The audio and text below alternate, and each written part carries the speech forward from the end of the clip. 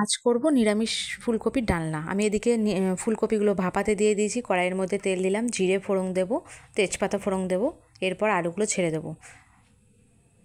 এরপর আলুগুলো ছেড়ে দিলাম, পরিমাণ মতো নুন হলুদ দিয়ে আমি কিন্তু আলুগুলো ঢেকে ঢেকে ভাজবো, কারণ তাহলে সুসেদ্ধ হয়। এরপর আমি ঢেকে দিলাম আলুগুলো। এদিকে আমি মশলা রেডি করছি। আদা, জিরে আর শুকনো লঙ্কা পেস্ট করা হয়ে গেছে। এদিকে আমার আলুটাও প্রায় ভাজা হয়ে এসছে। ভাপিয়ে রাখা ফুলকপিগুলো আমি কিন্তু আলুর সঙ্গেই দিয়ে দেবো। 1 মিনিট মতো ভাজা ভাজা করব। 1 মিনিট মতো ভাজা করার পর আমি কিন্তু পেস্ট করে রাখা মশলাটা ছেড়ে দেবো।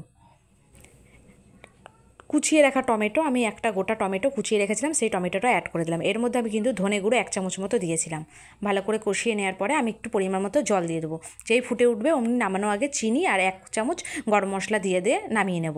খেতে দারুণ হয়েছিল, খুব টেস্টি হয়েছিল ফুলকপির ডালনা। আমাদের বাঙালিদের প্রত্যেকেরই প্রিয়। কেমন হয়েছে জানিও, পাশে থেকো, সাথে থেকো।